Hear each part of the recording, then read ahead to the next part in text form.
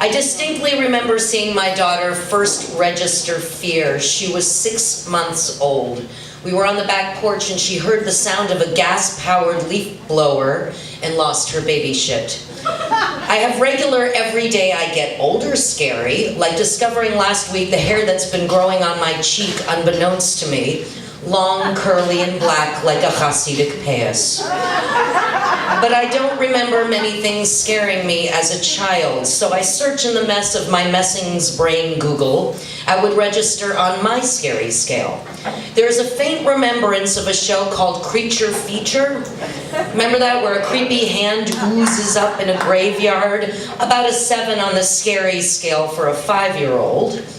The only monster I call into mind was from when Bugs Bunny went up into space, and he met a fluffy, bright red rhomboid-shaped monster in Converse sneakers named Gossamer, who was frankly adorable.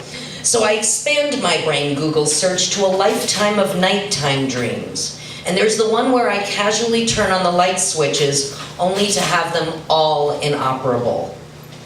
That was actually very alarming until I figured out how to trick my young mind into having lucid dreams. Those dreams where you actually know that you're dreaming. I love my best adult creation. I don't want to be late to the bank robbery because I have to get to the orgy. Let's try 6th grade. My parents had just separated and my dad was living in a condo in Edgewater, New Jersey. That wasn't the scary part. They didn't just belong together and Edgewater's fine. It was one night after he took my older twin sisters and me to a Rangers game, and then we had a sleepover at his place. Robin and Bonnie had the bedroom, and I had the pull-out couch in the living room, and I didn't even mind sleeping with that bar digging into my spine, just lie diagonally, because I was going to get to watch this new invention, cable TV, all by myself. And there was a movie on HBO called The Exorcist. I remember it was disturbing, about a 7, but the truly gross part was the sheer amount of Malamars and chunky soup I ate from my bachelor dad's kitchen, and I threw up impressively just like Linda Blair, except brown. My sister Robin was very gracious in helping me change the sheets. And while we've landed at movies, in 6th grade, Jaws also came out, and that scared me enough to warily eye the camp pool, but still a 6. Meh. And then I think harder, and I remember. The monsters aren't under my bed, they consume my bed. Fire. Not a huge crackling campfire or the comforting fire in my fireplace that I get lost in, staring at and poke and fuck with and add logs to and drop shit in, but the horrifying kind of fire that swallows homes and eats blocks of buildings and destroys mountains. Yes, fire. And my specific conduit to this fear was a simplistic 1-hour episodic show called Emergency. For those of you who are too young or weren't exposed to it, Emergency revolved around Fire Station 51, Squad 51, Engine 51, Rampart Hospital, and the very cute paramedics Johnny Gage and Roy DeSoto. You had a crush on both for different reasons. There's Dixie Watley, a sexy, dour, white blonde in a starched nurse's uniform, standing next to the latest in ticker-tape hospital-like communication invention while doctors barked, "Start an IV with D5W." There was a B storyline and an A storyline. The B storyline was usually clever. A fat woman gets stuck in a toilet. Johnny Gage has an embarrassing moment saving a kitten in a tree while trying to pick up a hot chick. And then there was an A storyline, an inferno. This was way before the movie Backdraft, and whoever invented Chicago Fire was probably not born yet. Raging, horrifying, all-encompassing fire. I found this so terrifying that after watching any episode of Emergency, I would leave the door of my bedroom to the hall open so that I wouldn't have to open the door to discover a swoosh of fire. My sister and Bonnie and I shared a Jack and Jill bathroom, so those doors were propped open too. And just for an added dose of security, I left my closet door ajar, which obviously led to nowhere. Ironically, many years later, in 1984, as a college junior living abroad in London, my fire fear came true. It was Christmas Eve at my Scottish boyfriend Gary's flat. Gary looked somewhat like a cross between David Bowie and the pixie face Michael Jackson became.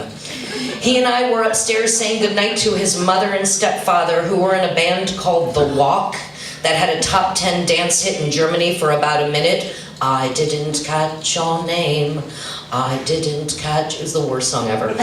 Suddenly, we heard a huge explosion. Gary had left a candle burning on the TV, and I was now in the epicenter of a plastics fire full of acrid black smoke. He and his stepfather ran out of the room to turn off the main electrical switch, and I was required to call England's version of 911. Since the building was simply a room on each floor, stacked up 4 stories, his mother Janice and I were able to close the thick door to their attic room and hung out of adjacent windows and chatted until the firemen arrived.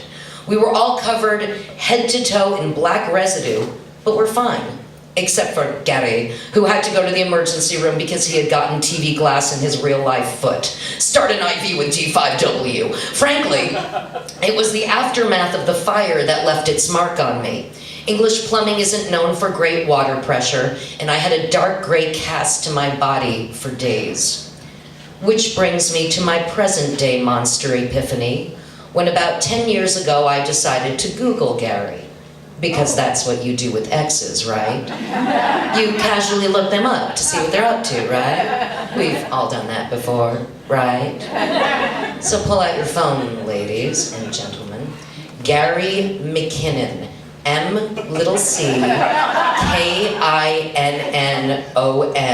No, really, you can pull out your phones for this one.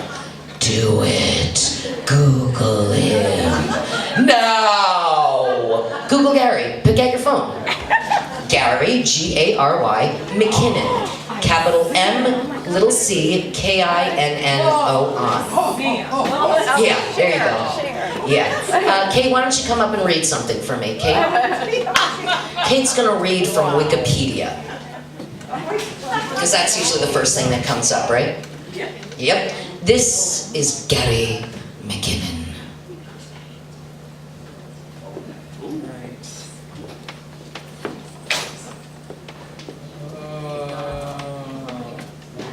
Okay, Gary McKinnon is a Scottish systems administrator and a hacker who was accused in 2002 of perpetrating the biggest military computer hack of all time.